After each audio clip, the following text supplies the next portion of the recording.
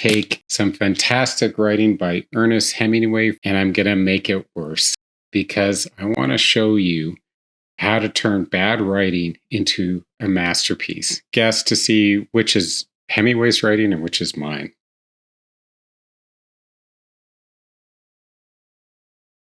This is the offending words. How did I make that worse? Well, one, loyal to him, that's telling the reader where their loyalties are. Don't name the relationships or emotions when actions can imply them. That's how Hemingway made it great. The others, who had not opened their mouths after the change of allegiance, were all leaning forward to listen. Now let's compare the difference. Mine's very generic. His is very specific, had not opened their mouths. It's behavior shown and not explained. What he's going to be doing is using the movement of the characters to suggest allegiance or not. Let's keep reading. See if you can spot some more bad writing.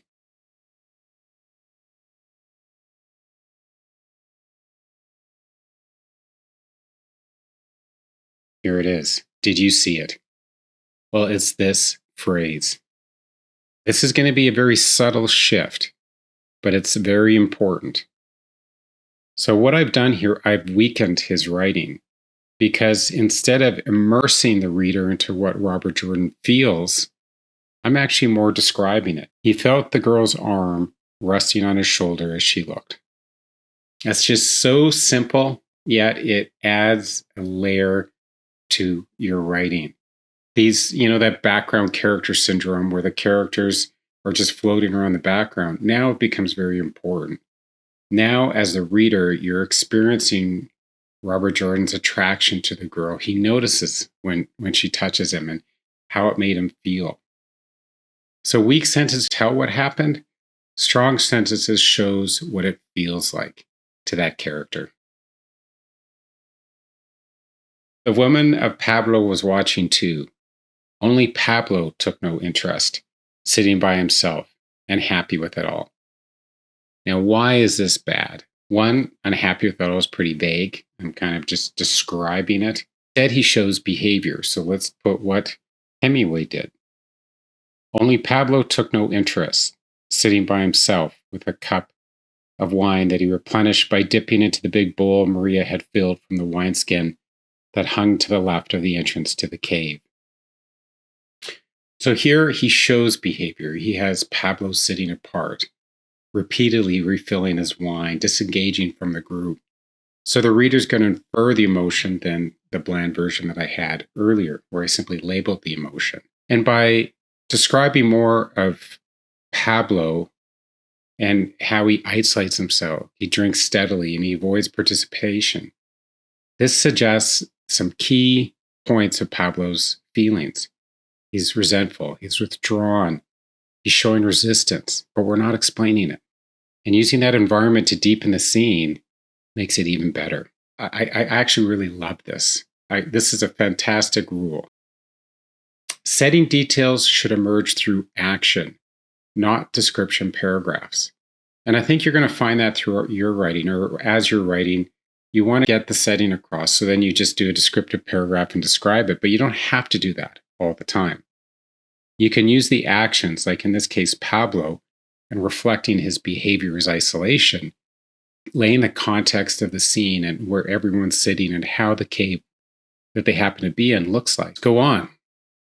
Shut up, the woman of Pablo said to him, and suddenly remembering what she had seen in the hand in the afternoon, she was wildly, unreasonably angry. I want nothing more from you. So, that's bad. How did I make it worse? Well, in this case, I flattened the dialogue. So the woman of Pablo, she is someone that's very passionate, speaks from the heart, but I've made this almost like anyone could have said these words. It's no longer distinct. There's no tension. These lines are fairly generic, and what you need to do is preserve the voice of the character. So he wrote something like this. Shut up, coward. Shut up, bad luck bird. Shut up, murderer. Now, of all the people in the scene, I think anyone reading this book will know that's her, just through that word choice. And if you did something like myself that's fairly generic, you'd never know. So if you're making your characters bland like this, here are good ways to enliven the dialogue. And I'm going to stop here again. I made this worse too. And this is fairly telling. It's very weak. Pablo's actually using dialogue to explain overtly his position. Now, is that his type of character? Does that add any subtext? No, it doesn't. What Hemingway did is he took strong dialogue and he says one thing, but actually the character means something else. And the reader's smart enough to infer it. This is what Hemingway did. Good, Pablo said. I shut up. It is thou who commands thou, and you should continue to look at the pretty pictures. But remember that I am not stupid. I love that. This was just a scene where Pablo, who was once the leader, now loses his leadership in this group. And you hear about earlier where Hemingway describes how the characters lean in to show their allegiance to the new person, Robert Jordan. This also reflects Pablo's isolation. And so when he does mock obedience, I shut up. And then he adds some contempt, pretty pictures. He doesn't believe in what Robert Jordan is doing. And then he adds some insecurity and a threat. I am not stupid. To say he's still a force. So he acknowledges the woman's command, but he resists it emotionally and he reasserts his dignity. And you don't get that through my summarized, you command now, but I don't like this. It's very weak and bland. And you want something richer in your writing. I've made this bad. Robert Jordan saw the woman of Pablo, her face changing from anger to sorrow. But all she said was, now we will eat. Serve the bowls from the pot, Maria. I did this. It's worse. And it really flattens that emotional impact that Hemingway had originally. And what I did is I kept the interior point of view into Robert Jordan. Now, most of the book is the interior third person limited and some points immersive with Robert Jordan. But in this case, I kept it that way. However, Hemingway, what he did, and when the other characters, when they're experiencing emotional events that are strong and lived in, he allows us to get it into the point of view of that secondary character. So let's do it. The woman of Pablo could feel her rage changing to sorrow and to a feeling of the thwarting of all hope and promise. She knew this feeling from when she was a girl, and she knew the things that caused it all through her life.